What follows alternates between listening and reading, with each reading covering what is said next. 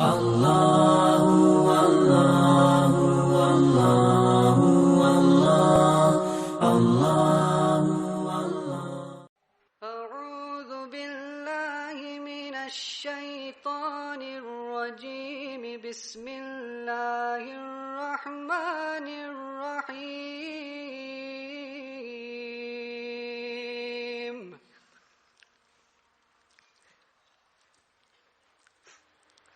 إذا السماء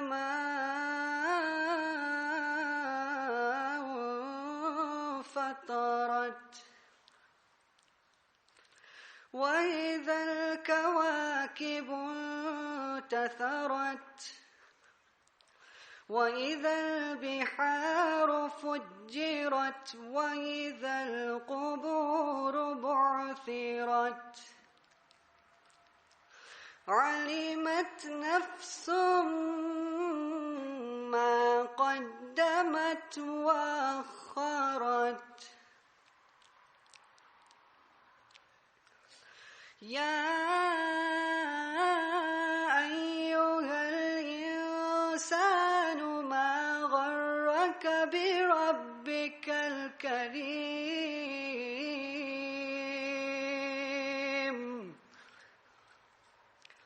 الذي خلقك فسواك فعدلك في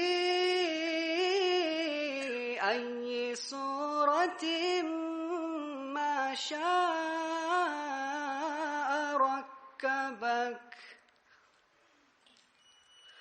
كلا بل تكذبون بالدين وإن عليكم لحافظين كراما كاتبين يعلمون ما تفعلون.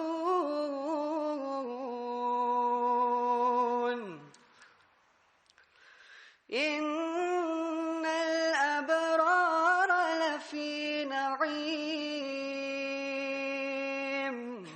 وإن الفجار لفي جحيم يصلونها يوم الدين وما هم عنها بغائبين.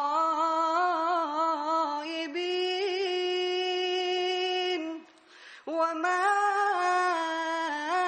أدراك ما يوم الدين ثم ما أدراك ما يوم الدين يوم لا تملك نفس لنفس شيئا والأمر يومئذ لله.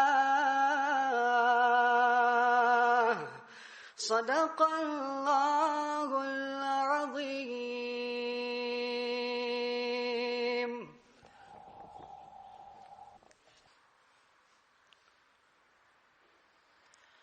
عشق نبی میرے دل میں بھی سما جانا. عشق نبی میرے دل میں بھی سما جانا. مجھ کو بھی محمد صلی اللہ علیہ وسلم کا دیوانہ بنا جانا. مجھ کو بھی محمد کا دیوانہ بنا جانا. عشق نبی میرے دل میں بھی سما جانا، جو رنگ کے جامی پر رومی پہ چڑھایا تھا، جو رنگ کے جامی پر رومی پہ چڑھایا تھا، اس رنگ کی کچھ رنگت مجھے پہ بھی چڑھا جانا، اس رنگ کی کچھ رنگت مجھے پہ بھی چڑھا جانا، قدرت کی نگاہیں بھی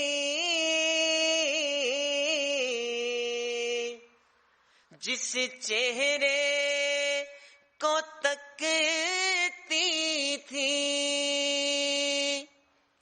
قدرت کی نگاہیں بھی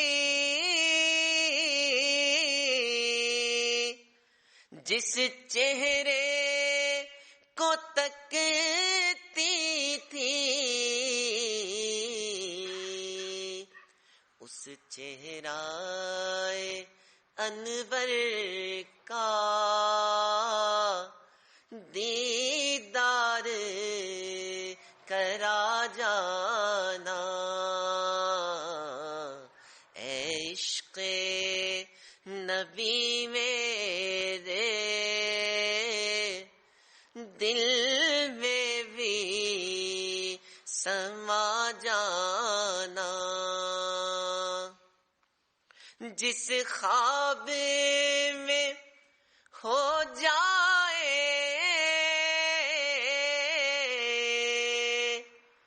دیدار نبی حاصل، جس خواب میں ہو جائے دیدار نبی حاصل، اے عشق کبھی مجھ کو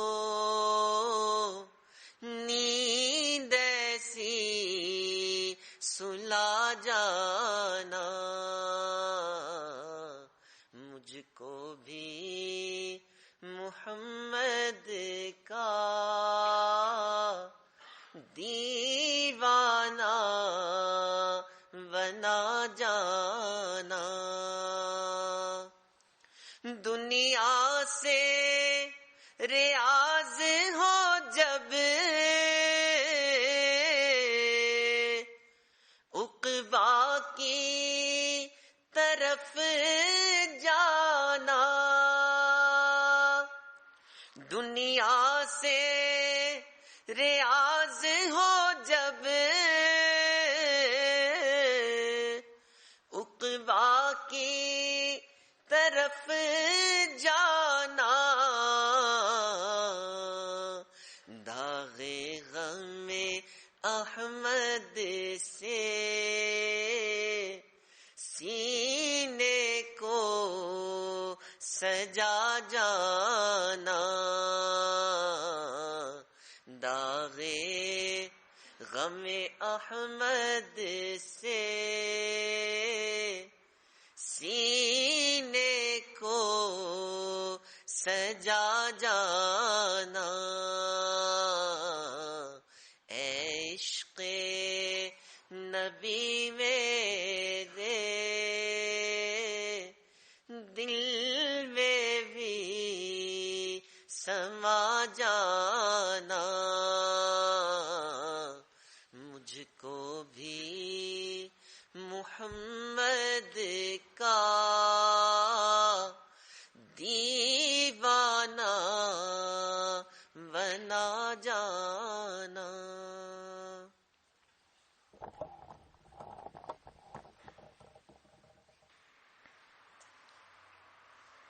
الحمد للہ وکفی وسلام علی عبادہ الذین اصطفی اما بعد اعوذ باللہ من الشیطان الرجیم بسم اللہ الرحمن الرحیم یا ایہا الذین آمنوا توبوا الی اللہ توبۃ نصوحا سبحان ربک رب العزۃ عما یصفون وسلام علی المرسلین والحمد للہ رب العالمین. اللہم صل علی سیدنا محمد وعلی آل سیدنا محمد وبارک وسلم.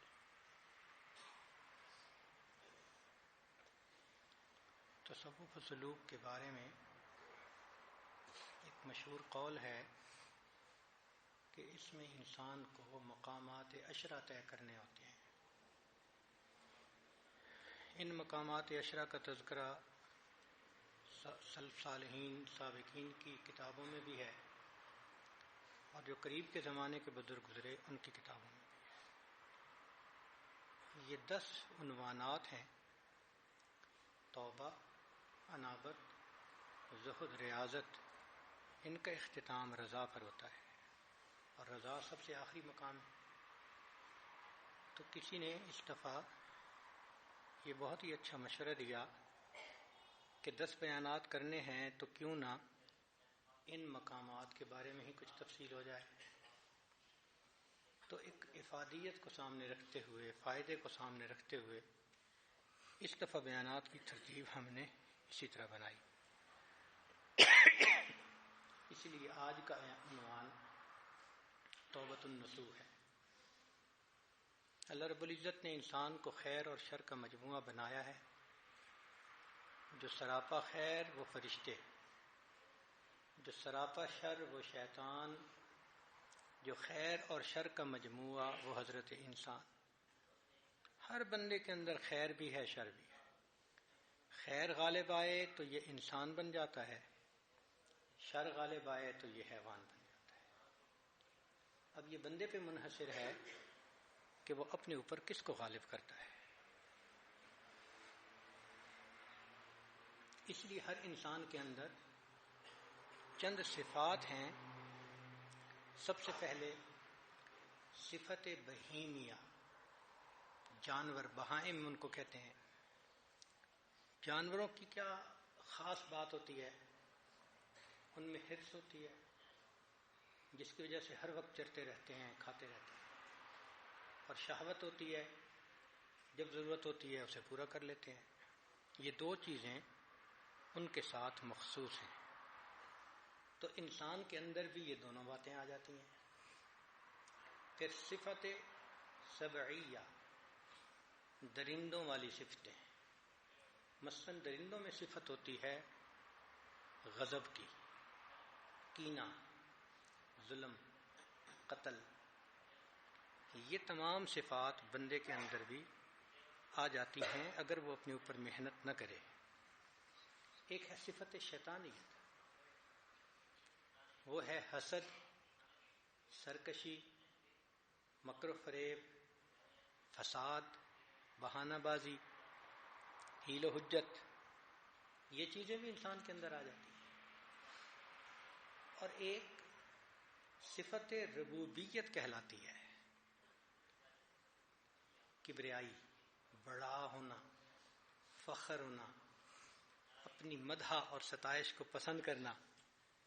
اب یہ چیز تو صرف اللہ کو سجتی ہے کیونکہ وہ کائنات کا پروردگار ہے، مگر یہ چیز بندے کے اندر بھی آ جاتی ہے. وہ بھی کہتا ہے عارفونی، مجھے پہچانو کہ میں کون ہوں.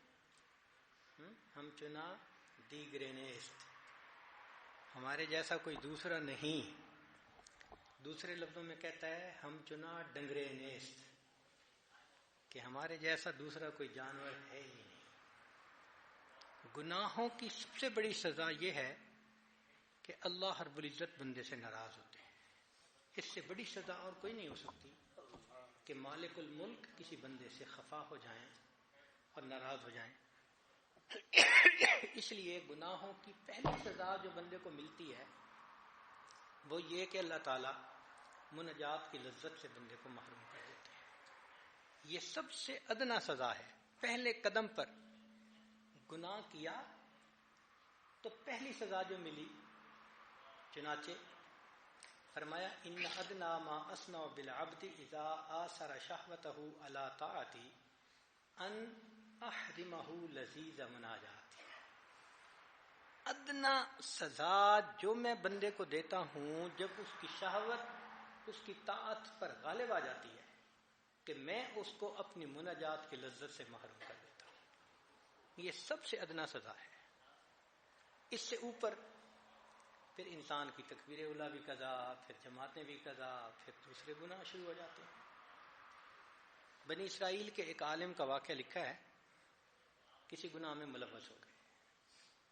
اب عالم تو تھے، جانتے بھی تھے کہ اس کی سزا ہوتی ہے، تو وہ بڑا دیکھتے تھے کہ میرے گناہ کی سزا کیا ہے، مگر انہیں ہر چیز ایسے ہی تھی جیسے پہلے۔ تو 1 سال کے بعد وہ یہ کہنے لگے کہ یا اللہ، میں تو گناہ میں پھنس گیا، مگر آپ کتنے مہربان ہیں کہ آپ نے میرے اوپر سب نعمتیں اسی طرح برقرار رکھی ہوئی ہیں۔ تو اللہ تعالیٰ نے ان کے دل میں ڈالا کہ میرے بندے، تجھے دھوکہ لگا، ذرا غور کر، جس دن سے تو اس گناہ میں ملوث ہوا، میں نے رات کے آخری پہر میں جو مناجات کی لذت تھی اس سے تمہیں محروم کر دیا۔ پھر انہوں نے سوچا کہ پورا سال کبھی دعا میں رونا ہی نہیں آیا۔ یہ چھوٹی سزا تو نہیں ہے نا کہ اللہ تعالیٰ دعاؤں کا رونا ہی چھین لے کسی بندے سے۔ یہ پہلے قدم پر ہوتا ہے۔ اس لیے بعض لوگ کہتے ہیں جی ہمیں تو رونا آتا ہی نہیں۔ بھائی یہ چشمے اگر خشک ہو جائیں تو پھر اپنی قسمت پہ روئے بندہ، ورنہ جب دل کو لگی ہوتی ہے تو پھر انسان کے آنسو خود بہت گرتے ہیں۔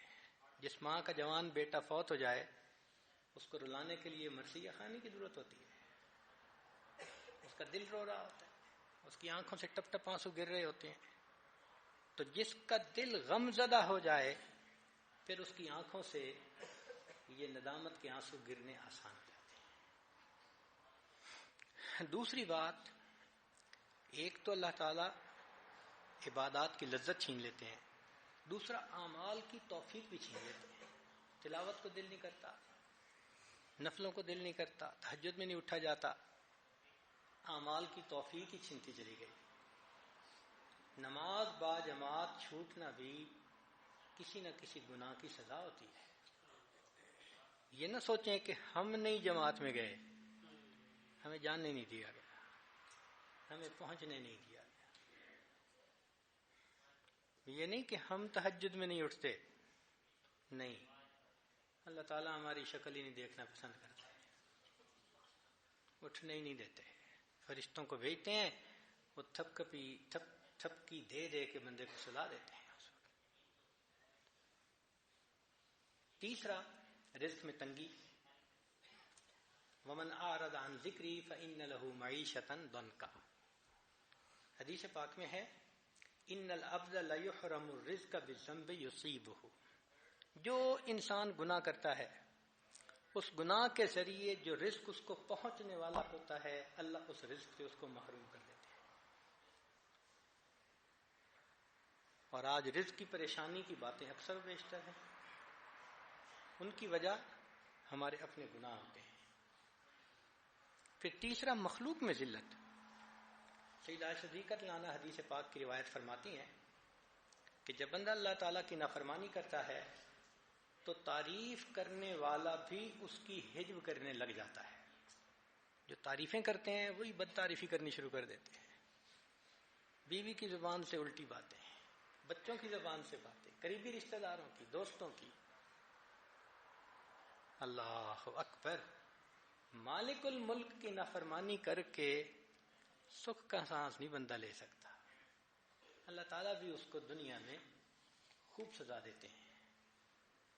اور ایک یہ بھی سزا کہ اللہ تعالیٰ اس کے ماتحت لوگوں کو نافرمان بنا دیتے ہیں. بیوی نافرمان بن جاتی ہے، اولاد نافرمان بن جاتی ہے، نیچے کام کرنے والے ورکر نافرمان بن جاتے ہیں. اور تو اور فضیل بن عیاض رحمۃ اللہ علیہ فرماتے تھے کہ میں اپنے گناہوں کے اثر کو اپنی سواری کے جانور میں محسوس کر لیتا ہوں کہ جب میں گناہ کا ارتکاب کرتا ہوں سواری کا جانور بھی میری بات نہیں مانتا. اسرائیلی روایت ہے کہ سلیمان علیہ السلام نے نئی قمیص پہنی تو اس کو تعجب سے ذرا دیکھا. تیز ہوا چلی اور چادر کا پلہ اٹھ گیا تو آپ کو بڑا غصہ آیا کہ ہوا نے چادر کا پلہ ہٹایا. تو ہوا سے پوچھا کہ تم نے ایسا کیوں کیا؟ اس نے کہا کہ ہم اس وقت تک فرما بردار ہیں جب تک آپ اللہ کے مطیع ہیں. اللہ اکبر کبیرہ. تو مخلوق اس وقت تک فرما بردار جب ہم اپنے مالک کے فرما بردار. اس کو کہتے ہیں عدلے کا بدلہ. آج جس سے پوچھ لو اولاد کے شکوے ہو جی اولاد افلاطون بن گئی ہے، کوئی سنتا ہی نہیں. ہم خدا کی نہیں سنتے، اولاد ہماری نہیں سنتی. اگر ہم اللہ رب العزت کے فرما بردار بن جاتے اللہ ماتحتوں کے دلوں کو ہمارے سامنے مسخر فرما لیتے. اور ایک اور چیز کہ گناہ کرنے پر بندے پر لعنت برستی ہے. کبھی غور کیا اس پر کہ لعنت برسنے کا کیا معنی ہوتا ہے؟ لعنت برسنے سے کیا مراد ہوتی ہے؟ لعنت برسنے سے مراد یہ ہوتی ہے انسان ایک گناہ سے نکل کر دوسرے گناہ میں داخل ہو جاتا ہے. چھوٹے گناہ سے نکلتا ہے اس سے بڑے میں داخل ہو جاتا ہے، پھر اس سے نکلتا ہے اس سے بھی بڑے میں. اس کو لعنت کہتے ہیں. اللہ تعالیٰ کی طرف سے اللہ فرماتے ہیں نا ظالموں کے اوپر لعنت، الا لعنت اللہ علی الظالمین. اس کا یہ معنی ہوتا ہے. اس لیے گناہوں کو چھوڑ دینا یہی ہمارے پاس آپشن ہے. گناہوں کو چھوڑنے کا دوسرا نام ہے توبۃ النصوح. شرعاً مذموم کی طرف سے محمود کی طرف رجوع کرنا، اس کو توبہ کہتے ہیں. عمر بن الخطاب فرمایا کرتے تھے توبۃ النصوح ان تتوب الرجل من العمل السیئ ثم لا يعود فيه ابدا ولا يريد ان يعود فيه. کہ بندہ گناہ کو چھوڑے پھر لوٹنے کی نیت ہی نہ ہو، ارادہ ہی نہ ہو. فرماتے ہیں حدیث مبارکہ کہ ان یتوب ثم لا يعود الى الذنب الى ان يعود اللبن في الضرع. کہ جس طرح دودھ تھن میں واپس نہیں جا سکتا اس طرح سچی توبہ کرنے والا بندہ پھر گناہ کے اندر واپس نہیں لوٹ سکتا. قول الواسطی فرماتے ہیں التوبۃ النصوح لا يبقى على صاحبها اثر من المعصیۃ سرا ولا جہرا. کہ توبۃ النصوح کہتے ہیں کہ بندے پر معصیت کا کوئی نشان ہی نہ رہے، نہ کھلے عام نہ خفیہ.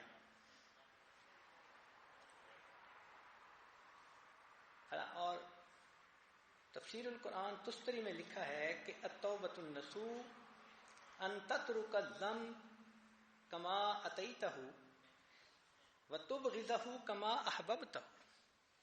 کہ جس طرح تو نے گناہ کرنا شروع کیا اس طرح اس کو چھوڑ دے، اور جس طرح گناہ تجھے اچھا لگتا تھا اب اس سے نفرت کرنی شروع کر دے. اس کو توبۃ النصوح کہتے ہیں. بعض نے فرمایا کہ ان تجد المرارۃ فی قلبک عند ذکر الذلۃ. وہ جو گناہ کا تذکرہ ہے نا جب یاد آئے تو اس وقت بندے کو ایک دل کے اندر ندامت اور تکلیف محسوس ہو، کما کنت تجد الراحۃ عند فعلها. جس طرح کرتے ہوئے تجھے راحت ہوتی تھی. تو اس کو توبۃ النصوح کہتے ہیں. جو انسان توبۃ النصوح کرتا ہے وہ پھر مستقل استغفار میں ہی لگا رہتا ہے.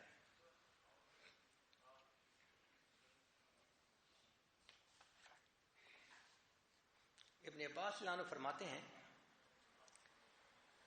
التوبۃ النصوح هی الاستغفار باللسان، توبۃ النصوح زبان سے استغفار کرنا، والندم بالجنان دل سے نادم ہونا، والاقلاع بالارکان اور اعضاء سے گناہوں کا چھوڑ دینا۔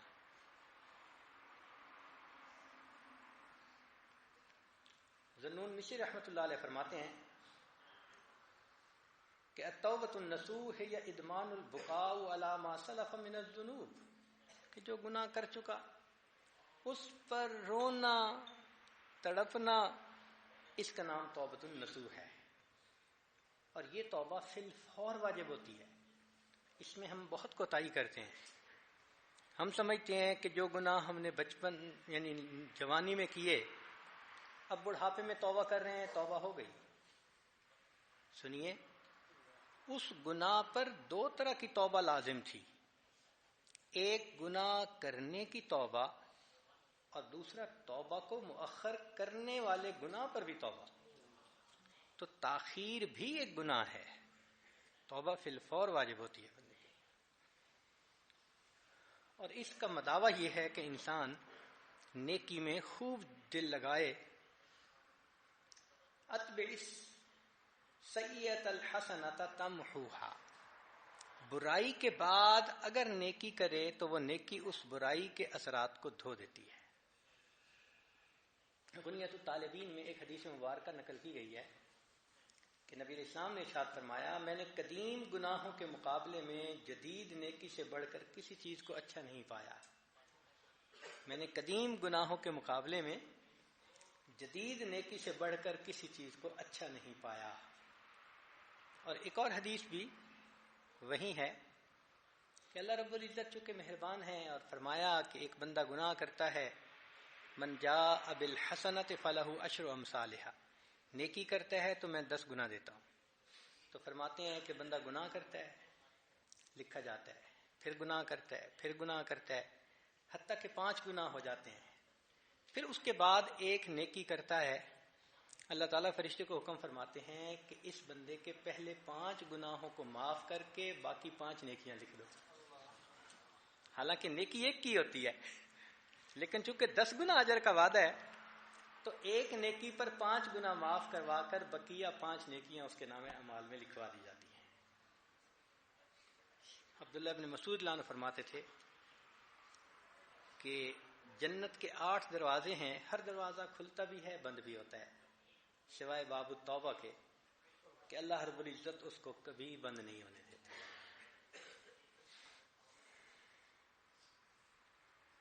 چنانچہ البدایہ الی بلوغ النہایہ تفسیر ہے مکی، ابو طالب مکی رحمۃ اللہ علیہ کی، اس میں ایک عجیب حدیث انہوں نے کوٹ کی ہے، اور اس کے راوی ہیں حضرت ابن مسعود رضی اللہ تعالی عنہ۔ وہ فرماتے ہیں ان نبی صلی اللہ علیہ وسلم قال وهو فی جماعت من اصحابہ، صحابہ کی جماعت تھی، اللہ کے محبوب صلی اللہ علیہ وسلم موجود تھے، تو فرمایا اتدرون من التائب، تم جانتے ہو کہ تائب کون ہوتا ہے؟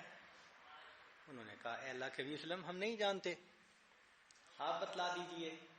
قال فرمایا اذا تاب العبد ولم يرضخ سماؤه فليس بتائب،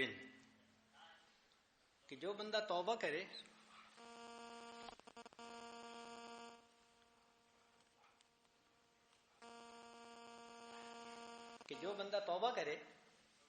پھر جن لوگوں سے اس کے کچھ مسئلے مسائل ہوں ان کو وہ طے نہ کرے، وہ بندہ تو تائب نہیں ہوتا جب تک اپنے جھگڑوں کو نہ سمیٹے۔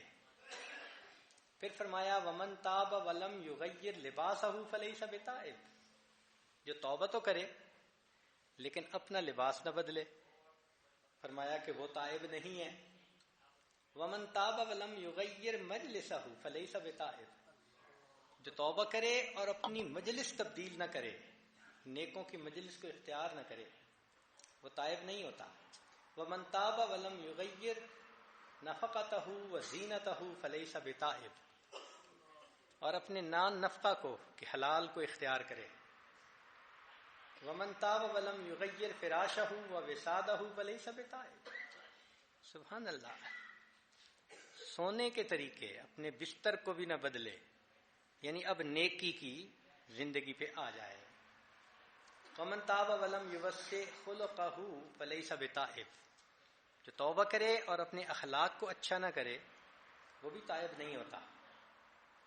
ومن تاب ولم یوسع قلبہ وکفہ فلیس بتائب، اپنے دل کو بڑا نہ کرے تائب نہیں ہوتا.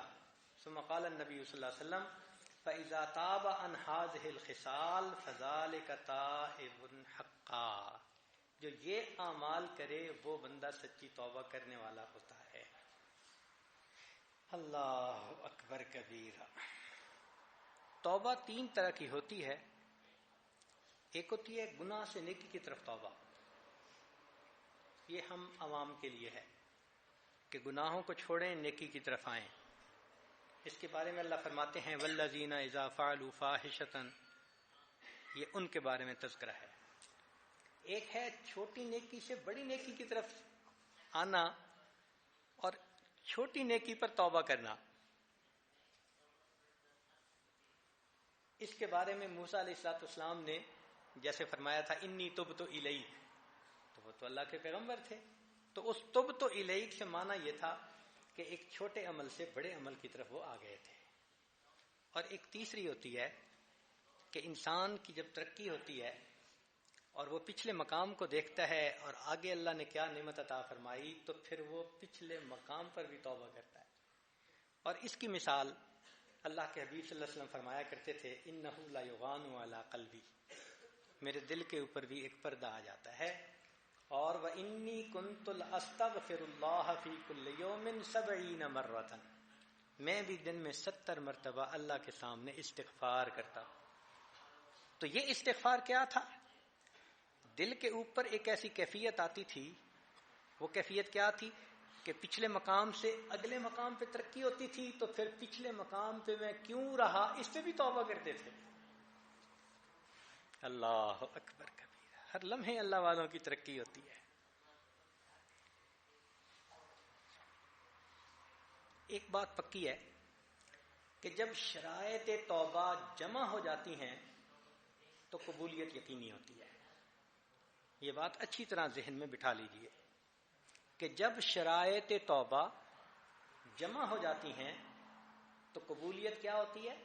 یقینی ہو جاتی ہے. ایسی بات نہیں ہے کہ بھئی جیسے احادیث میں بتلایا گیا ان شرائط کے مطابق کوئی بندہ توبہ کرے اور پھر کہ جی قبول نہیں ہوئی.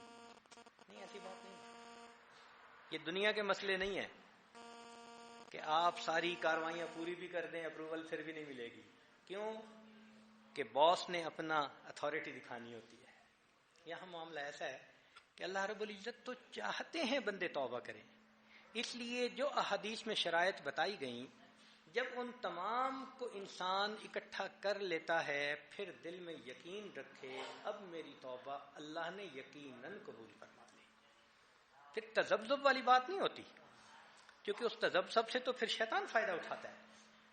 شریعت نے کہا کہ نہیں، اب تم دل کے یقین کے ساتھ یہ سوچو کہ اللہ نے میری توبہ قبول کر دی، اب نیکی کی زندگی.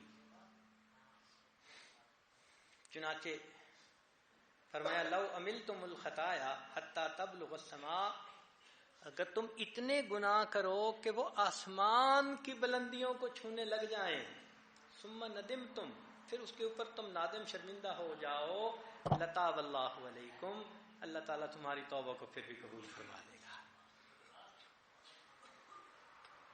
اس لیے فرمایا کہ جس بندے کو 4 چیزیں مل گئیں وہ 4 چیزوں سے محروم نہیں ہوتا. من اوتی اربعا لم یمنع اربع، من اوتی الشکر لم یمنع المزید، جس کو شکر کی توفیق مل گئی اس کو مزید نعمتیں ضرور ملیں گی. ومن اوتی التوبۃ لم یمنع القبول، توبہ کی توفیق مل گئی تو اس کو توبہ میں انکار نہیں ہوتا. ومن اوتی الاستخارۃ لم یمنع الخیر، استخارہ کرے گا تو بھلائی ملے گی. ومن اوتی المشورہ لم یمنع الثواب، پھر وہ صحیح قدم ہی اٹھائے گا، مشورے کی وجہ سے اللہ اس کو غلط قدم سے بچا لے گا. ایک بات ذہن میں رکھنا کہ موت سے پہلے ہر گناہ قابل معافی ہے. ہر گناہ قابل معافی ہے، چاہے کتنا بڑا گناہ کیوں ہی نہ ہو۔ ذرا غور کیجئے، قرآن مجید کی ایک آیت ہے، اللہ تعالیٰ فرماتے ہیں قُلْ لِلَّذِينَ كَفَرُوا إِن يَنْتَهُوا يُغْفَرْ لَهُم مَّا قَدْ سَلَفَ، کافروں سے کہہ دو کہ اگر وہ بھی کفر سے باز آ جائیں، توبہ کر لیں، ہم ان کی توبہ کو بھی قبول فرما لیں گے۔ تو کفر سے بڑا تو کوئی گناہ نہیں۔ اگر کفر کی توبہ پر بھی اللہ فرماتے ہیں کہ ہم قبول کر لیں گے، تو باقی گناہ بخشنے تو آسان ہے۔ توبہ قبول ہونے کی علامات یہ ہیں کہ انسان آئندہ گناہ سے محفوظ رہتا ہے، نیک لوگوں کے قریب تر ہو جاتا ہے، بروں سے دور ہو جاتا ہے، تھوڑی دنیا پر راضی ہو جاتا ہے، آخرت کی تیاری میں مشغول ہو جاتا ہے، سابقہ گناہوں پہ اس کو غم ہوتا ہے، اور وہ اپنے رب سے اپنے دل میں راضی ہو جاتا ہے۔ یہ توبہ کے قبول ہونے کی علامات ہیں۔ اس لیے نیکوں کی مجلس میں بیٹھنے سے انسان کی توبہ جلدی قبول ہوتی ہے، ان کی بات کا اثر ہوتا ہے، ان کے ساتھ رہنے کا اثر ہوتا ہے۔ چنانچہ ایک آدمی تھا کوفہ کے علاقے میں جو طبلے پہ گایا کرتا تھا، اشعار پڑھا کرتا تھا، زازان اس کا نام تھا۔ وہ ایک محفل میں طبلے کے اوپر وہ شعر پڑھ رہا تھا، اچھی آواز تھی، مجمع تھا۔ ابن مسعود لانو نے دیکھا تو آپ نے دیکھ کر فرمایا کتنا اچھا ہوتا اگر اتنی اچھی آواز سے یہ اللہ کا قرآن پڑھتا۔ بس اتنی بات کر کے آپ چلے گئے۔ اس نے نوٹ کر لیا کہ کوئی بندہ گزرتے ہوئے کوئی بات کر کے گیا ہے۔ اس نے پھر اس سے بعد میں پوچھا، بتایا گیا کہ یہ تو نبی اسلام کے صحابی تھے اور وہ یہ الفاظ کہہ کے گئے ہیں۔ بس ان الفاظ کو سنتے ہی اس کے دل پہ اتنا اثر ہوا، ہمیشہ کے لیے اس گناہ سے توبہ کر لی۔ پھر اس نے قرآن مجید سیکھنا شروع کیا، حتیٰ کہ قرات کے میدان میں ان کو امام کا رتبہ ملا۔ ایک نیک بندے کے الفاظ نے زندگی بدل کے رکھ دی۔ اور کتابوں میں لکھا ہے کہ بنی اسرائیل کی فاحشہ عورت تھی، تو ایک نیک نوجوان تھا، عابد زاہد تھا، اس کی نظر پڑ گئی تو وہ بھی اس کے چکر میں آ گیا۔ حتیٰ کہ جب وہ گناہ کے لیے قریب ہوا تو اس کو دل میں خیال آیا کہ میں نے اتنے عرصے توبہ کی، عبادت کی، اور اب اگر میں یہ گناہ کروں گا تو مجھے اللہ تعالیٰ گناہ کرتے ہوئے دیکھیں گے۔ اس نے کانپنا شروع کر دیا۔ عورت نے پوچھا تجھے کیا ہوا؟ اس نے کہا مجھے اللہ کا خوف غالب آ گیا ہے، جو پیسے تجھے دیے ہیں تو اپنے پاس رکھ، میں جاتا ہوں۔ اس نے پوچھا تو کہاں سے؟ کہنے لگا فلاں بستی سے۔ اب وہ نوجوان تو چلا گیا، مگر اس کی وہ جو کیفیت تھی اس کا اثر اس عورت پہ پڑا۔ اس نے دل میں سوچا کہ یہ نوجوان پہلی مرتبہ گناہ کر رہا ہے اور اللہ تعالیٰ سے اتنا ڈر رہا ہے، اور میں روز گناہ کرتی ہوں، میں اللہ سے نہیں ڈرتی۔ اب اس کے دل میں ندامت ہوئی، شرمندگی ہوئی۔ اس نے فیصلہ کر لیا کہ میں بھی سچی زندگی گزارتی ہوں۔ چنانچہ وہ اپنے گھر سے بستی کی طرف گئی۔ جب اس کے گھر کے دروازے پر پہنچی، کھٹکھٹایا تو وہ نوجوان باہر نکلا، تو وہ اس عورت کو دروازے پہ کھڑا دیکھ کے نہ گھبرا گیا کہ یہ پھر کہیں مجھے گناہ کی طرف کھینچ نہ لے۔ تو ایسا اس کے دل پہ صدمہ ہوا کہ وہ نوجوان وہیں پر گرا اور اس کی تو وفات ہو گئی۔ اب وہ عورت وہیں ٹھہری۔ جب کفن دفن سے فارغ ہو گئے تو اس عورت نے بتایا کہ میں تو ایک بدکار عورت تھی اور میں تو نیک نیت لے کر یہاں آئی تھی کہ میں اس نوجوان سے نکاح کر لوں گی اور نیک بن کر رہوں گی، اور یہ تو فوت ہو گیا۔ اب اس کا کوئی قریبی رشتہ دار ہے؟ انہوں نے کہا اس کا ایک بھائی ہے، وہ بھی نیک ہے۔ اس عورت نے اس کے بھائی سے نکاح کر لیا۔ اللہ رب العزت نے اس کو 7 بیٹے عطا فرمائے اور 7 بنی اسرائیل کے اولیاء میں شامل ہوئے۔ بدکار عورت ایک نیک آدمی کی وجہ سے دیکھو کیسے دل بدلتا ہے۔ تو اس سے اندازہ لگانا چاہیے کہ اللہ والوں کی، نیک متقی لوگوں کے پاس بیٹھنا، ساتھ رہنا، یہ کتنا فائدے کا سبب بن جاتا ہے۔ اللہ تعالیٰ انسان کو توبہ کی توفیق عطا فرما دیتے ہیں۔ اس لیے قرآن مجید میں فرمایا قُلْ يَا عِبَادِيَ الَّذِينَ أَسْرَفُوا عَلَىٰ أَنفُسِهِمْ لا تقنطوا من رحمت اللہ ان اللہ یغفر الذنوب جميعا انہ هو الغفور الرحیم. یہ قرآن مجید کی ایک آیت مبارکہ ہے. علماء نے اس میں 10 نکات لکھے ہیں ایک آیت کے اندر. پہلا نکتہ کہ انہ سمی المذنب بالعبد، کہ اس آیت میں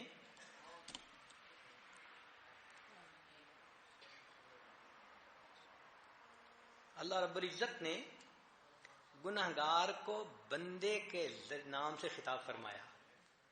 یعنی گو وہ گناہگار ہے مگر وہ اللہ کی بندگی سے خارج تو نہیں نہ ہوا. تو دیکھو یہ اللہ کی کتنی رحمت ہے. باپ اپنے بیٹے سے ناراض ہونا تو اس کو کبھی نہیں کہتا اے میرے بیٹے. بیوی کو کہتا ہے اسے سمجھا دو ورنہ کو یہ گھر مت آئے، اسے سمجھا دو. اب دیکھو اسے کا لفظ کیا بتا رہا ہے کہ بیٹا بھی نہیں کہہ رہا. اتنی اجنبیت. تو باپ کا سلوک بیٹے کے ساتھ یہ ہوتا ہے. اور انسان نے گناہ کیا اور اللہ تعالیٰ فرماتے ہیں کل یا عبادی. تو اس میں پہلا نقطہ کہ وہ بندگی سے خارج نہیں ہوا. دوسرا نقطہ انہ تعالی اضافہم الی نفسہ بیاء الاضافہ. اللہ تعالیٰ نے عبادی میرے بندو. اللہ اکبر، کیا قدرت کی رحمت ہے، مہربانیاں ہیں کہ جو گناہ کرنے والا ہے اس کو بھی یوں خطاب ہو رہا ہے اے میرے بندے. تو یہ میرے کی نسبت سبحان اللہ. پھر تیسری بات کہ اسرفوا علی انفسہم، جنہوں نے ظلم کیا اپنی جانوں پر. معنی ہو ان ضرر تلک الذنوب ما عاد الیہ، کہ گناہ جو کیا تو گناہ کا نقصان کس کو تھا؟ اسی بندے کو تھا. انفسہم، میری شان میں کوئی کمی نہیں آئی، میری عظمت میں کوئی کمی نہیں آئی. اس کے گناہوں کا اثر اگر ہوا ہے تو کس پر ہوا؟ اسی پر ہوا ہے. سبحان اللہ. پھر فرمایا چوتھا لا تقنطوا، نہاہم عن القنوت، مایوس نہ ہونا. پھر پانچواں نقطہ لا تقنطوا من رحمت اللہ، اللہ کی رحمت سے مایوس نہ ہونا. یہاں نقطہ یہ ہے کہ یہ نہیں کہا لا تقنطوا من رحمتی، نہیں، من رحمتی سے پھر سننے والا حیران ہوتا کہ کس کی رحمت. تو اپنا اسم ذات استعمال فرمایا، صفاتی نام بھی نہیں فرمایا کہ کسی کو کوئی اور شبہ نہ ہو جائے. اسم ذات اللہ کا نام کہ کس کی رحمت سے مایوس نہ ہونا؟ من رحمت اللہ، اللہ کی رحمت سے مایوس نہ ہونا. ان اللہ، اب پھر اللہ کے لفظ کو مکرر لائے تو یہ تاکیدی وعدہ بن گیا. پھر اس میں ساتواں نقطہ یغفر الذنوب جمیعا. اب اس میں جمیعا لانا کوئی ضروری نہیں تھا، یغفر الذنوب بھی کافی تھا، لیکن جمیعا کا لفظ لا کر بتلا دیا کہ سارے گناہ معاف کر دیں گے. پھر اس کے بعد فرمایا انہ هو الغفور الرحیم. اب غفور بھی اللہ رب العزت کا نام ہے کہ بخشش کرنے والا، مغفرت فرمانے والا. رحیم، رحمت کرنے والا. اور انہ ہوا یفید الحصر، اس سے محسوس ہوتا ہے کہ انہ ہو جو کہا گیا کہ اللہ کے سوا نہ کوئی غفور ہے اور نہ کوئی رحیم ہے. حصر ہے اس کے اندر. ایک آیت کے اندر 10 نکتے ایسے ڈال دیے کہ گناہ گاروں کو امید لگ جائے کہ پروردگار ہمیں یقیناً معاف فرمانا چاہتا ہے. اللہ اکبر کبیرہ. چنانچہ سالکین کے راستے کا آغاز اور مریدین کا پہلا قدم گناہوں سے سچی توبہ کرنا. انسانی خمیر کے اندر جو برائی اور اچھائی ہے تو برائی کو دور کرنے کے لیے ندامت اور خوف، یہ 2 چیزیں ہیں. جیسے کپڑے کے ساتھ میل لگی ہوتی ہے اس کو دور کرنے کے لیے صابن ہوتا ہے، صابن لگاؤ میل جدا ہو جائے گی۔ ایسے جو گناہوں کی میل ہے اس کو جدا کرنے کے لیے اللہ کا خوف دل میں ہو یا ندامت ہو گزرے گناہوں پر، تو یہ دو چیزیں انسان کی میل کو اس کے دل سے جدا کر دیتی ہیں۔ اس لیے علم جو ہے نا وہ گناہوں کی مضرت کو جاننے کا دوسرا نام ہے۔ امام غزالی رحمۃ اللہ علیہ فرماتے ہیں کہ بڑا عالم اس کو کہتے ہیں جس پر گناہوں کی مضرتیں زیادہ کھل جائیں، وہ بڑا عالم ہے۔ ایک نکتے کی بات، انسان کے اپنے عمل کی وجہ سے اگر محبوب کی ملاقات سے محرومی ہو تو طبیعت کے اوپر غم زیادہ ہوتا ہے۔ پھر ذرا سمجھیے گا، انسان کے اپنے کسی عمل کی وجہ سے اگر محبوب سے ملاقات کی محرومی ہو جائے تو اس کا غم زیادہ ہوتا ہے کہ میری غلطی کی وجہ سے ملاقات نہ ہو سکی۔ تو اگر انسان کے گناہ کی وجہ سے اللہ رب العزت کی ملاقات سے محرومی ہو جائے تو بھی بندے کے دل پہ غم زیادہ ہونا چاہیے نا، دکھ ہونا چاہیے۔ اس لیے حدیث پاک میں ہے ما من شیء احب الی اللہ من شاب عات تائب، کہ اللہ رب العزت کے نزدیک نوجوان توبہ کرنے والے بندے سے بہتر کوئی نہیں ہوتا۔ جو نوجوان توبہ کرتا ہے تو اللہ رب العزت پھر اس نوجوان کی توبہ کو قبول فرماتے ہیں، پھر بہت خوش ہوتے ہیں۔ حدیث مبارکہ اذا احب اللہ عبدا لم یضرہ ذنب، جب اللہ تعالیٰ کسی بندے سے محبت فرماتے ہیں پھر اس کے گناہ اس کو نقصان نہیں دیتے۔ کیسے؟ کہ وہ اللہ تعالیٰ پھر اس کو گناہوں کو اس کی نیکیوں میں تبدیل فرما دیتے ہیں، تو وہ گناہ درجات کے بڑھنے کا سبب بن جاتے ہیں۔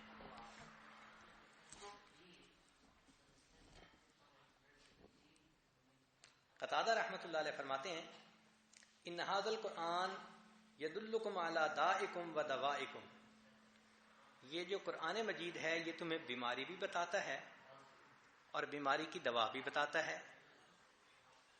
فَأَمَّا دَاؤُكُمْ فَالذُّنُوبُ، جو گناہ ہیں وہ تمہارے بیماریاں ہیں۔ وَأَمَّا دَوَاؤُكُمْ فَالِاسْتِغْفَارُ، اور جو ان کی دوا ہے وہ استغفار ہے۔ اس لیے حسن بصری رحمۃ اللہ علیہ فرماتے تھے اکثروا من استغفار فی بیوتکم، استغفار کی کثرت کرو اپنے گھروں میں، وعلی موائدکم، اپنے دسترخوان پر، وفی طرقکم، راستوں میں چلتے ہوئے، وفی اسواقکم، بازاروں میں بیٹھے ہوئے، وفی مجالسکم، اپنی مجالس میں بیٹھے ہوئے، وَأَيْنَمَا كُنْتُمْ، اور تم جہاں بھی ہو استغفار کی کثرت کرو۔ فَأَنَّكُمْ مَا تَدْرُونَ مَتَىٰ تَنزِلُ الْمَغْفِرَةُ، تمہیں معلوم نہیں کہ مغفرت کب اتر آئے، تمہیں کیا پتا کب اللہ رحمت کی نظر سے دیکھے، اور تم استغفار کر رہے ہوگے اللہ سب گناہوں کو معاف فرما دے۔ چنانچہ ایک بوڑھے میاں تھے، وہ نبی علیہ الصلوۃ والسلام کی خدمت میں حاضر ہوئے تو انہوں نے تذکرہ کیا، اے اللہ کے حبیب صلی اللہ علیہ وسلم میں بہت گناہ گار ہوں، میری زندگی گناہوں میں گزری ہے، بڑھاپا آ گیا، بال سفید ہو گئے، کچھ آگے کی فکر لگ گئی۔ تو انہوں نے آ کے یہ سوال کیا، اے اللہ کے حبیب صلی اللہ علیہ وسلم میں بہت گناہ گار، بہت خطا کار ہوں۔ نبی اسلام نے جواب میں فرمایا تم نے کلمہ پڑھا ہے؟ کہ جی ہاں کلمہ پڑھا ہے۔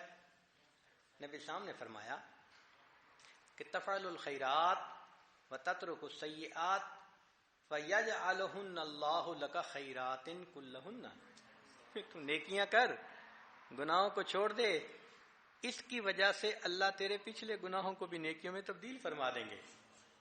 قال، انہوں نے پوچھا وغدراتی وفجراتی، جو میں نے غدر کیا، جو میں نے اللہ کی حکموں کی نافرمانیاں کی، فسق و فجور کیے، ان کو بھی اللہ نیکیوں میں تبدیل کر دیں گے؟ قال نعم، نبی صاحب نے فرمایا ہاں۔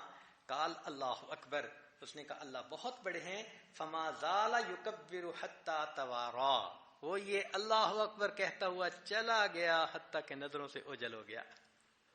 اللہ کتنے بڑے ہیں، بندہ نادم ہوتا ہے، وہ گناہوں کو نیکی میں تبدیل فرما دیتے ہیں، مگر توبہ بھی تو سچی توبہ ہو نا۔ چنانچہ ایک بزرگ تھے، انہوں نے اپنی زندگی میں 37 کبیرہ گناہ کیے۔ اپنی جوانی میں کتنے گناہ کیے؟ 37 کبیرہ گناہ کیے۔ اب جب ان کی زندگی بدلی تو ان کو توبہ کی فکر ہوئی۔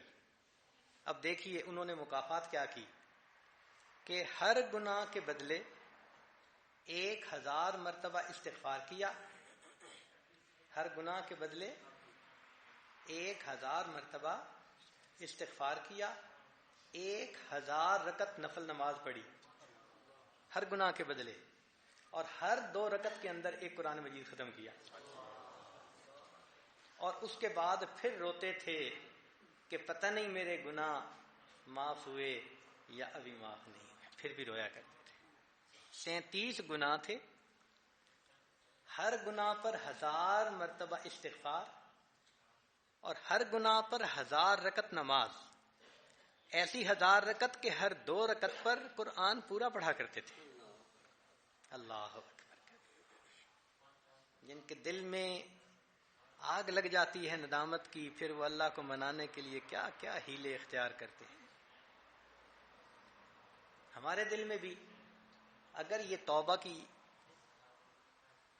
تمنا پیدا ہو جائے تو پھر ہم بھی اسی طرح کونوں میں بیٹھ کے روئیں گے، نمازیں پڑھ کے اللہ کے سامنے توبہ کریں گے۔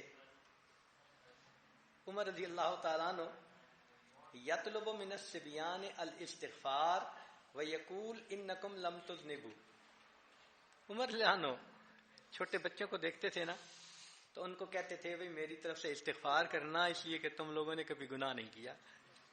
اب دیکھیے عمر بن الخطاب رضی اللہ عنہ کی جلالت شان اور ان کے دل میں خوف دیکھو کتنا، کہ بچوں کو کہتے تھے کہ میرے لیے استغفار کر۔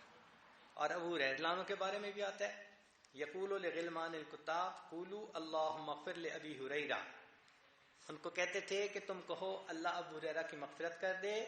جب بچے دعا کرتے تھے فَيُؤَمِّنُ عَلَىٰ دُعَائِهِمْ، جب بچے دعا کرتے تھے تو ابو ہریرہ رضی اللہ عنہ ان کی دعا پر آمین کہتے تھے۔ یہ نبی علیہ السلام کے صحابی ہیں، سب سے زیادہ احادیث کی روایت کرنے والے صحابی۔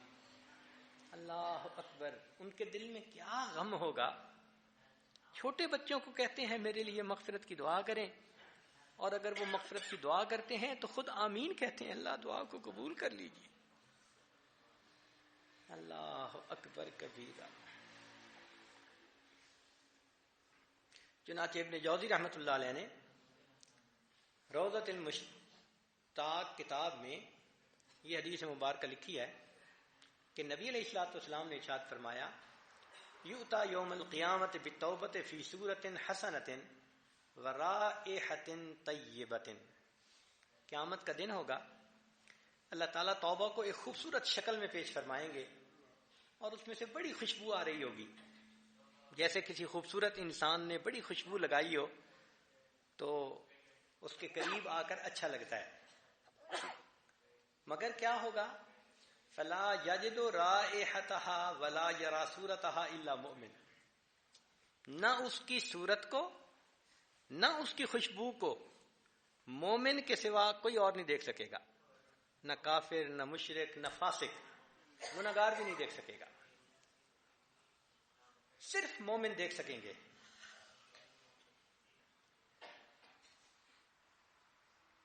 فَيَجِدُونَ لَهَا رَائِحَةً وَأُنْسًا، ان کو اس سے محبت بھی محسوس ہوگی اور وہ اس کے ساتھ جو ہے اس کی خوشبو کو بھی محسوس کریں گے۔ فَيَقُولُ الْكَافِرُونَ وَالْعَاصِي الْمُصِرُّ، جو گناہ اصرار کے ساتھ کرتا ہو، بار بار گناہ کرتا ہو، وہ اس کا مطلب فاسق، فاجر، اور کافر، یہ دونوں کہیں گے ما لنا ما وجدنا ما وجدتم، اے ایمان والو تم جس چیز کو دیکھتے ہو، جس خوشبو کو سنتے ہو، ہم اس کو کیوں نہیں دیکھ رہے یا اس کی خوشبو کیوں نہیں سونگھ رہے؟ ولا رأینا ما رأیتم، نہ ہم دیکھ سکتے ہیں نہ ہم اس کی خوشبو سونگھ رہے ہیں۔ فتقول التوبۃ، طالما تعرضت لکم فی الدنیا فما اردتمونی، توبہ کہے گی کہ مجھے دنیا میں تمہارے سامنے پیش کیا گیا تھا تو تم نے تو ارادہ ہی نہیں کیا تھا توبہ کا. فلو کنتم قبلتمونی لکنتم اليوم وجدتمونی، اگر تم اس وقت مجھے قبول کر لیتے آج تم مجھے دیکھ پاتے. تم نے تو قبول ہی نہیں کیا تھا. توبہ تو پیش ہوئی تھی تمہارے سامنے، دھیان ہی نہیں تھا، سوچ ہی نہیں تھی. اس وقت تو نہ سورج کے چڑھنے کی پرواہ تھی نہ اترنے کی، گناہوں میں ڈوبے ہوئے تھے. تو کہے گی کہ تم اس وقت اگر مجھے قبول کرتے تو تم مجھے آج پا لیتے. فیقولون، وہ لوگ جواب میں کہیں گے نحن اليوم نتوب، اچھا ہم توبہ کرتے ہیں.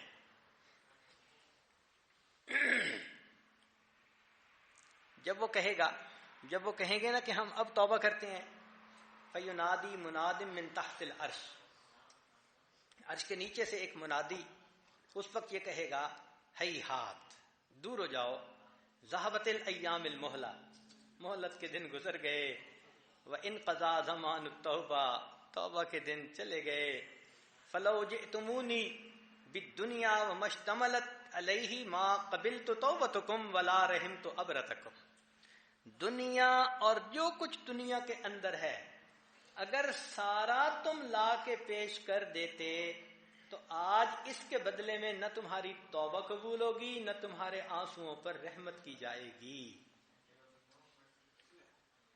فعند ذلک یناء توبۃ عنہم، پھر توبہ ان سے دور ہو جائے گی. وتبعد ملائکۃ الرحمۃ عنہم، اور رحمت کے فرشتے بھی دور ہو جائیں گے. وینادی مناد من تحت العرش، عرش کے نیچے سے پھر وہی منادی یہ آواز دے گا یا خزنۃ النار، اے جہنم کے ذمہ دار فرشتو، حلموا الی اعداء الجبار، جبار کے دشمنوں کو آ کے لے جاؤ. اللہ اکبر کبیرہ. سوچئے آج کتنی آسانی ہے. ہم اگر گناہوں سے توبہ کریں تو اللہ رب العزت قبول کرنے کے لیے تیار ہیں. ایک وقت آئے گا روئیں گے توبہ کریں گے مگر اس وقت موقع ہاتھ سے نکل چکا ہوگا. تو آج توبہ کرنی ہمارے اوپر ضروری ہے. ان مجالس سے، ان مواقع سے فائدہ اٹھائیں، احساس کریں. ہم چنانچہ نبی علیہ الصلوۃ والسلام کے پاس ایک نوجوان آیا، حبشہ کے علاقے کا تھا. اس نے آ کے کہا اللہ کے نبی صلی اللہ علیہ وسلم میں فلاں بے حیائی والا گناہ کرتا ہوں. تو نبی علیہ الصلوۃ والسلام نے فرمایا کہ توبہ کرو. اس نے توبہ کی. پھر نبی علیہ السلام نے فرمایا، اس نے پوچھا میری توبہ قبول ہو گئی؟ نبی علیہ السلام نے فرمایا ہاں تمہاری توبہ قبول ہو گئی.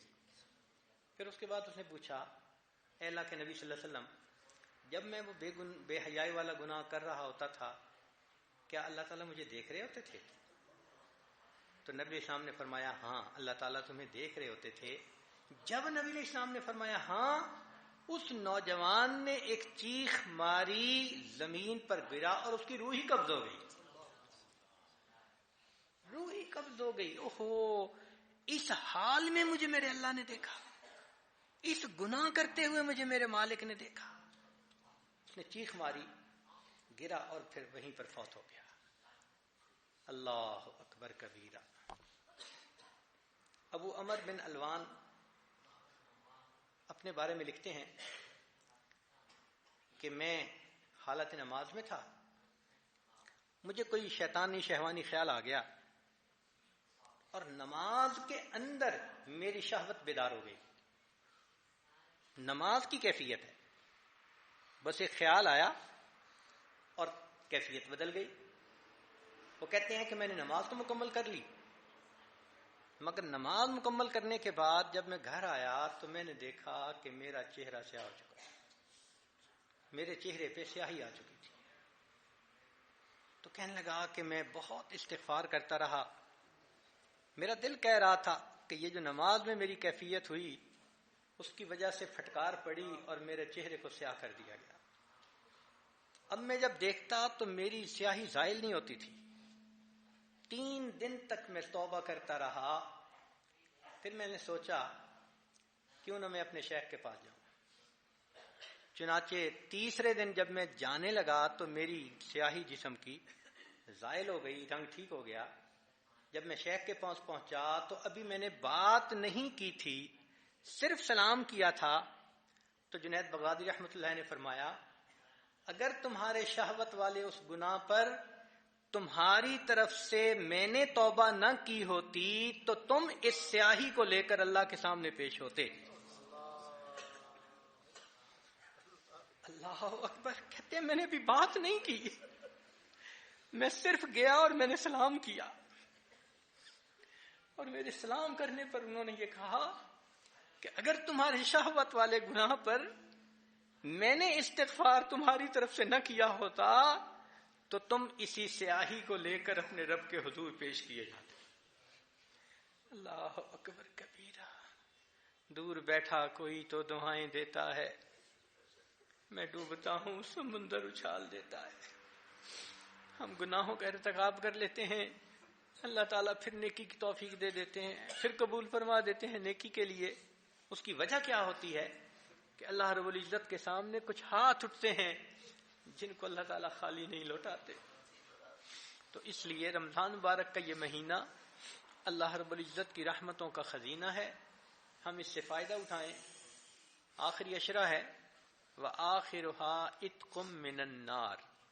اللہ کے حبیب صلی اللہ علیہ وسلم نے فرمایا کہ آخری عشرہ جہنم کی آگ سے آزادی کا عشرہ ہے.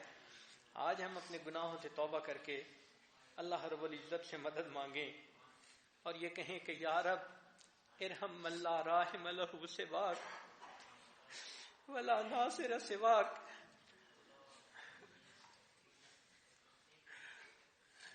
ولا معین له سواک مسکینک وفقیرک وسائلک انت معاذہ وملاذہ لا ملجأ ولا منجأ منک الا الیک.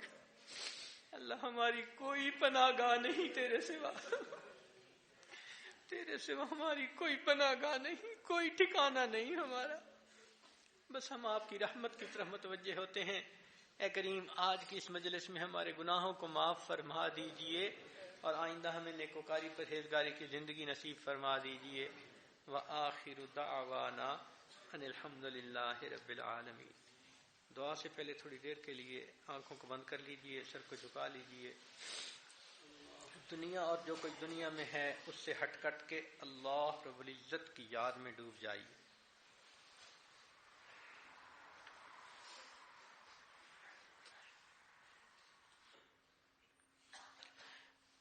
انسان جب اپنے اندر جھانکتا ہے اسے اپنی اصل تصویر نظر آتی ہے.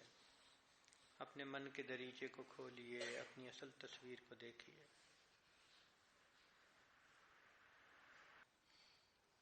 بناؤں گا اپنے نفس سرکش کو اب تو یا رب غلام تیرا. بناؤں گا اپنے نفس سرکش کو اب تو یا رب غلام تیرا. میں چھوڑ کر کاروبار سارے کروں گا ہر وقت کام تیرا. کیا کروں گا بس اب الہی ذکر ہی صبح و شام تیرا. جماؤں گا دل میں یاد تیری رٹوں گا ہر وقت نام تیرا. ہر دم کروں گا اے میرے باری اللہ اللہ اللہ اللہ اللہ اللہ اللہ اللہ. رہا میں دن رات غفلتوں میں بس یوں ہی زندگی گزاری. کیا نہ کچھ کام آخرت کا کٹی گناہوں میں عمر ساری. بہت دنوں میں نے سرکشی کی مگر ہے اب سخت شرمساری، میں سر جھکاتا ہوں میرے مولا، میں توبہ کرتا ہوں میرے باری، میں سر جھکاتا ہوں میرے مولا، میں توبہ کرتا ہوں میرے باری، ہر دم کروں گا اے میرے باری، اللہ اللہ اللہ اللہ۔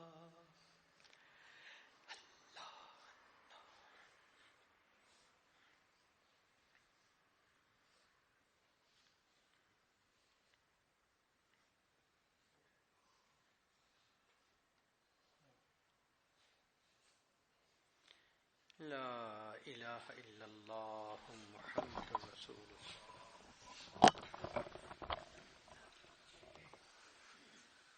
بسم اللہ الرحمن الرحیم، لا الہ الا اللہ الحلیم الکریم، سبحان رب العرش العظیم، والحمد للہ رب العالمین، نسألک موجبات رحمتک وعزائم مغفرتک والغنیمة من كل بر والسلامة من كل اسم، لا تدع لنا ذنبا الا غفرته ولا ہما الا فرجته ولا حاجة هي لك رضا الا قضيتها، یا ارحم الراحمین یا ارحم الراحمین یا ارحم الراحمین۔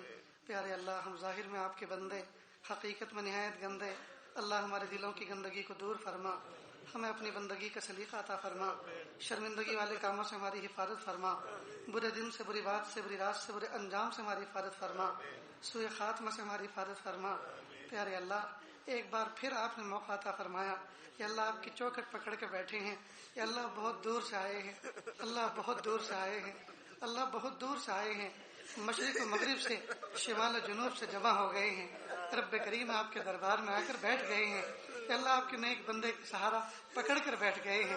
رب کریم مہربانی فرما دیجیے، پیارے اللہ مہربانی فرما دیجیے، پیارے اللہ مہربانی فرما دیجیے، کہ اللہ ہماری دانش میں یا اللہ اتنی اچھی جگہ نصیب نہیں ہوگی، رب کریم مہربانی فرما دیجیے، اللہ محروم نہ فرمائیے، اللہ محروم نہ فرمائیے، اللہ محروم نہ فرمائیے۔ اللہ بہت دور سے آئے ہیں، کہ اللہ بیماروں کو پیچھے چھوڑ کر آئے ہیں، کمزور بچوں کو چھوڑ کر آئے ہیں، کمزور بیویوں کو چھوڑ کر آئے، کمزور ماں باپ کو چھوڑ کر آئے، روتلوں کو چھوڑ کر آئے ہیں۔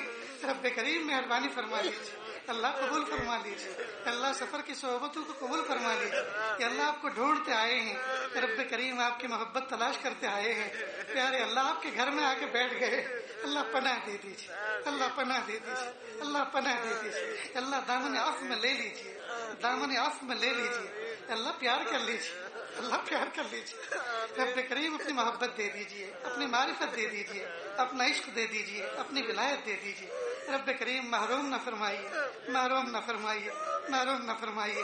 اللہ سچی توبہ کرتے ہیں، اللہ معاف کر دیجیے، اللہ جی معاف کر دیجیے، پیارے رب معاف کر دیجیے، سونے رب معاف کر دیجیے، پیارے اللہ معاف کر دیجیے۔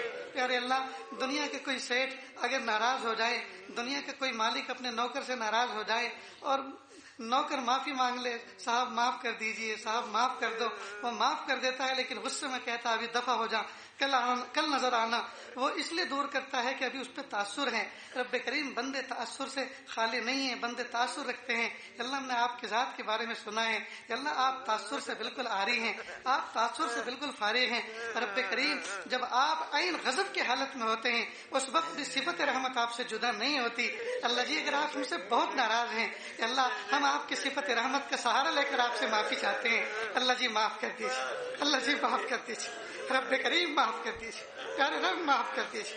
یہ ہاتھ اٹھائے جانے کے قابل نہیں اور یہ زبان سوال کرنے کے قابل نہیں، پیر کے ناخن سے لے کے سر کے بال تک گناہوں میں ڈوبے ہوئے ہیں، لیکن میرے مالک آپ کے بندے ہیں۔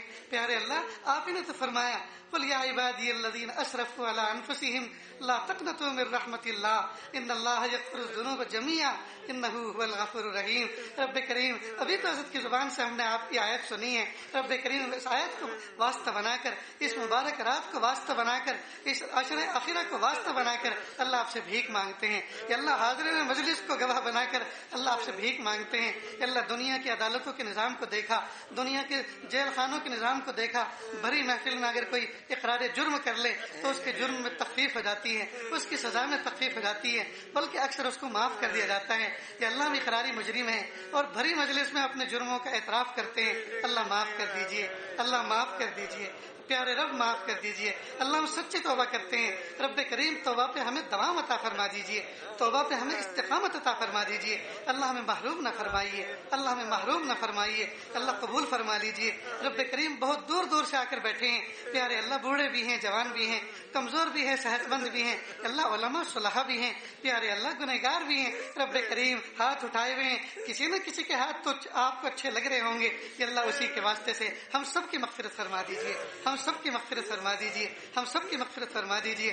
یا اللہ ایئرپورٹ بھرے ہوئے ہیں، ریلوے اسٹیشن بھرے ہوئے ہیں، یا اللہ سفر پہ سب کے سب سفر پہ جانے کے لیے تیار ہیں اور ہر بندہ عازم سفر نظر آتا ہے، لیکن یا اللہ یہ سارے کے سارے مسافر آپ کی محبت میں سفر کر کے آئے ہیں، اللہ قبول کر لیجیے، اللہ اس سفر کی لاج رکھ لیجیے۔ یا اللہ یہ جب سے چلے تھے تب سے لے کر اب تک یا اللہ ان کے دل میں صرف ایک ہی نیت تھی، اللہ ہم آپ کی محبت لینے جا رہے ہیں، آپ کو منانے جا رہے ہیں، اللہ صرف آپ کو منانے کے لیے آئے، اللہ کوئی غرض نہیں، اللہ کوئی مقصد نہیں ہے، مقصد ہے تو صرف آپ کی محبت، مقصد ہے تو آپ کی رضا، اللہ اس عظیم مقصد کی لاج رکھ لیجیے، اللہ عظیم مقصد کی لاج رکھ لیجیے، عظیم مقصد کی لاج رکھ لیجیے۔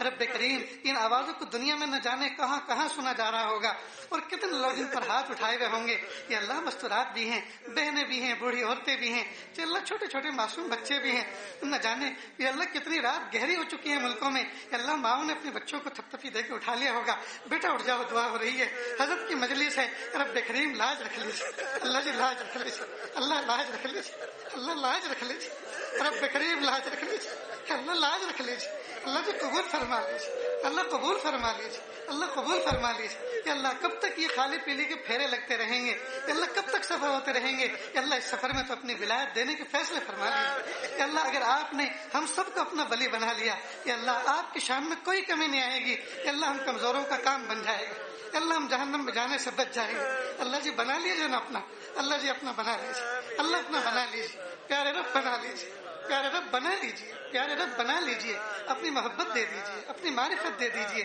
اپنی ولایت دے دیجیے، اللہ اپنا عشق دے دیجیے، مقام احسان دے دیجیے، مقام احسان کا کامل احساس دے دیجیے، رب کریم ایک لمحہ بھی آپ سے غافل نہ رہنے پائیں، کہ اللہ ایسا دل دے دیجیے، کہ اللہ ہر دم حضوری کی کیفیت دے دیجیے، کہ اللہ ہر دم حضوری کی کیفیت دے دیجیے، رب کریم اس ملک کے رہنے والوں نے کہ اللہ باشندگان نے جس محبت کے ساتھ مسافروں کا استقبال کیا، کہ اللہ اپنی شائن شائن کو بدلہ عطا فرما، کہ اللہ انتظامیہ نے جتنا بہترین انتظام کیا، کہ اللہ بھرپور بدلہ عطا فرما، کہ اللہ حضرت کی نسبت پر کہ اللہ جو بچھے جا رہے ہیں رب کریم لاج رکھ لیجیے، لاج رکھ لیجیے، لاج رکھ لیجیے، قبول فرما لیجیے، قبول فرما لیجیے، کہ اللہ ہم فقیروں کے پاس دعائیں ہیں، آپ کے پاس دینے کے لیے خزانے ہیں، رب کریم ہم دعا کر رہے ہیں، اللہ قبول فرما لیجیے، ان کی دامن مراد کو بھر دیجیے، اللہ خالی دامنوں کو بھر دیجیے، خالی جھولیوں کو بھر دیجیے، کمزور ایک قوی کے دروازے پر، یہ بھکاری ایک سخی کے دروازے پر حاضر ہیں، صدا لگا رہے ہیں، اللہ اپنا در واہ فرما دیجیے، کھول دیجیے، رب کریم کھول دیجیے اور قبول فرما لیجیے اور دامن عفو سے سمیٹ لیجیے، اللہ دامن عفو میں چھپا لیجیے، اپنی کامل محبت دے دیجیے، اللہ مدارس دینیہ، مکاتب قرآنیہ، مساجد اسلامیہ اور خانقاہیں جہاں اللہ اللہ سکھائے جاتے ہیں اور مراکز دعوت تبلیغ کی اللہ پوری پوری حفاظت فرما، اقامت دین کے لیے جتنی کوششیں ہو رہی ہیں اللہ قبول فرما، پیارے اللہ جو مانگا عطا فرما، جو مانگنے سے رہ گئے وہ بھی عطا فرما، رب کریم مانگنا نہیں آتا اللہ جی مانگنے کا ڈھنگ و سلیقہ عطا فرما، وصلی اللہ تعالی علی خیر خلقہ محمد وآلہ واصحابہ اجمعین برحمتک یا ارحم الراحمین۔